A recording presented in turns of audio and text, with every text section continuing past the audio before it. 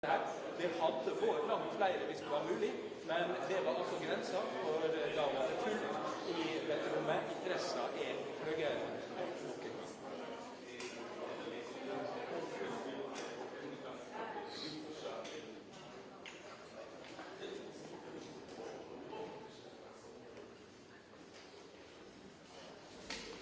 Komiteen har for det første vært langt mer aktive i å kommunisere ut på forhånd. Jeg opplever at det viktigste punktene for dem har vært å få ut at de er uavhengige av den norske regjering, at de understreker forpliktelsene sine i forhold til testamentet, og så har de vært opptatt av å kommunisere ut at dette ikke er en pris på det som nødvendigvis skjer akkurat nå, men det som har skjedd det foregående år, altså egentlig i 2024, men den kan også ha helt ting som har skjedd i 2025. Her ser vi bilder på andre siden av denne brune døra, og Jørgen Vatne Frydnes, som sammen med Kristian Berg Hartvigsen i Viken, sekretæren av komiteen, er seg klar til å komme inn for å kunngjøre det som er denne store nyheten som alle inne i dette rommet og framfor TV-en på alle vis rundt omkring i hele verden har ventet på, nemlig den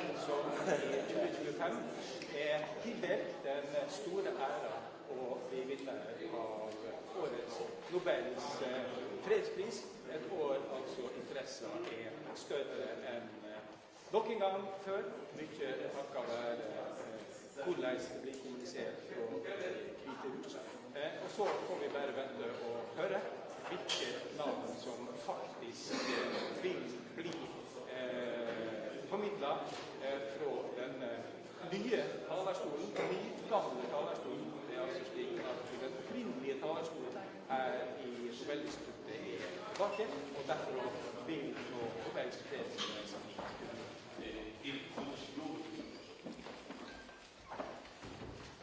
Good morning.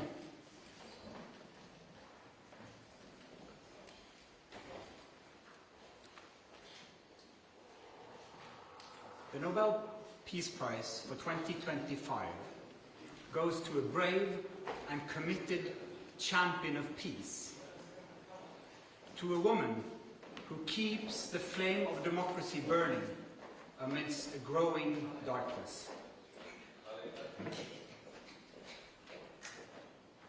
The Norwegian Nobel Committee has decided to award the Nobel Peace Prize for 2025 to Maria Corina Machado. She is receiving the Nobel Peace Prize for her tireless work promoting democratic rights for the people of Venezuela and for her struggle to achieve a just and peaceful transition from dictatorship to democracy. As the leader of the democratic forces in Venezuela, Maria Corina Machado is one of the most extraordinary examples of civilian courage in Latin America in recent times. Ms. Machado has been a key unifying figure in a political opposition that was once deeply divided, an opposition that found common ground in the demand for free election and representative government. This is precisely what lies at the heart of democracy, our shared willingness to defend the principles of popular rule, even though we disagree. At a time when democracy is under threat, it is more important than ever to defend this common ground. Venezuela has evolved from a relatively democratic and prosperous country to a brutal and authoritarian state that is now suffering a humanitarian and economic crisis. Most Venezuelans live in deep poverty, even as the few at the top enrich themselves. The violent machinery of the state is directed against its own population. Nearly 8 million people have left the country. the opposition has been systematically suppressed by means of election rigging, legal prosecution and imprisonment. Venezuela's authoritarian regime makes political work extremely dangerous. As the founder of Sumate, an organization devoted to democratic development, Ms. Machado stood up for free and fair elections more than 20 years ago. As she said, it was a choice of ballots over bullets. In political office and in her service to organizations since then, Ms. Machado has spoken out for judicial independence, human rights, and popular representation. She has spent years working for the freedom of the Venezuelan people. Ahead of the election of 2024, Ms. Machado was the opposition's presidential candidate, but the regime blocked her candidacy. She then backed the representative of a different party, Edmundo González Urrutia, in the election. Hundreds of thousands of volunteers mobilized across political divides. They were trained as election observers to ensure a transparent and fair election. Despite the risk of harassment, arrest, and torture, citizens across the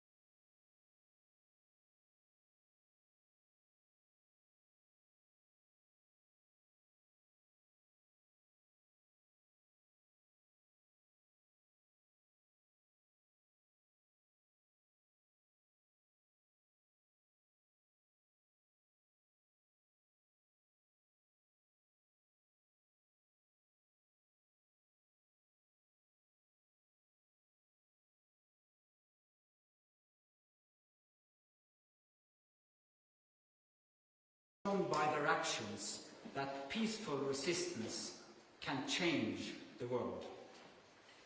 In the past year, Ms. Machado has been forced to live in hiding. Despite serious threats against her life, she has remained in the country, a choice that has inspired millions.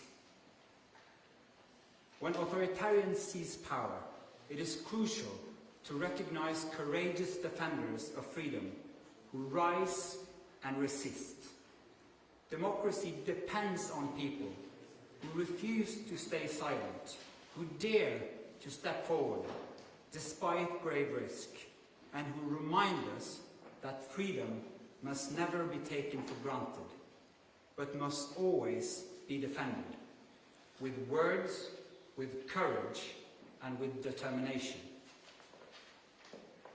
Maria Corina Machado meets all the three criteria stated in Alfred Nobel's will for the selection of a peace prize. She has brought her country's opposition together. She has never wavered in resisting the militarization of Venezuelan society.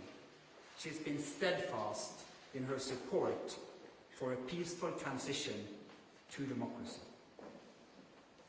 Maria Corina Machado has shown that the tools of democracy are also the tools of peace.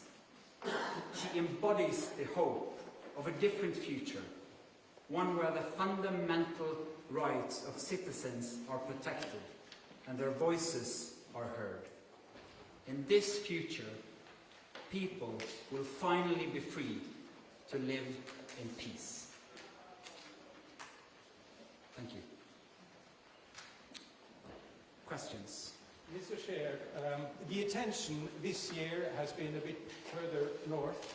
How are you as a committee going to make sure that the topic of this year's Peace Prize, democratic development in Venezuela, is highlighted in the days and weeks to come? First and foremost, we hope to get your help, because the media obviously plays an important role in highlighting the humanitarian crisis in Venezuela, but first and foremost the immense and impressive work of the opposition in that country, so that they will still have hope to fight for a freedom, a future of freedom for their country. Congratulations to Maria Corina Machado and the committee on the decision. But during the past months, US President Donald Trump has repeatedly said he deserves the Nobel Peace Prize and he'd like to have it. He even said that it would be an insult to the United States if he doesn't get it. What does your, as chairman of the Nobel Peace Prize Committee, think of this, and how has this campaign-like activity by the president and his supporters domestically and internationally affected the deliberations and the thinking in the committee? In the long history of the Nobel Peace Prize, I think this committee has seen any type of campaign, media attention. We receive thousands and thousands of letters every year of people wanting to say what for them leads to peace. This committee sits in a room filled with the portraits of all laureates, and that room is filled with both courage and integrity. So we base only our decision on the work and the will of Alfred Nobel. Hello, Bibiana Piana from the Norwegian News Agency. As you state in your explanation, more and more countries are moving in a more autocratic direction. Would you say that the committee, by this prize, is sending a warning to the world? Living in a world where we have less and less democracies and more authoritarian regime means that the world is also getting more unsafe. And we believe that peace, democracy is a precondition for peace. And so yes, that is the message to the world. We need to support the democratic forces also on behalf of peace. Thank you. Mieszko Czarnecki, the Polish Press Agency, PAP. This is the next Nobel Peace Prize in recent years when woman has been awarded. Do you feel that women all over the world and in certain countries play a significant or a certain role protecting democracy, taking into consideration the Iranian activist in 2023 and the Venezuelan democracy protector that has been just announced as a laureate? Thank you. Thank you. As quoted in the announcement texts, in the long history of the prize, brave women and men from around the world have stood up against repression again and again. That is a key element of the Peace Prize, and we've seen it once again, that Maria Machado has been a unifying leader of the opposition in Venezuela, and what they did in the election of 2024 was incredible, and it gives hope to an entire country. Mr. Chairman, Christopher Ronneberg from Aftenposten. We've seen in previous years that awarding the Peace Prize to dissidents can put their lives at more risk than it already is. You mentioned yourself that she has been in hiding for quite some time. What considerations have you made when it comes to her safety and security now that she has become more exposed because of this Peace Prize? You're now touching upon some of the absolutely most difficult dilemmas in the work of the committee.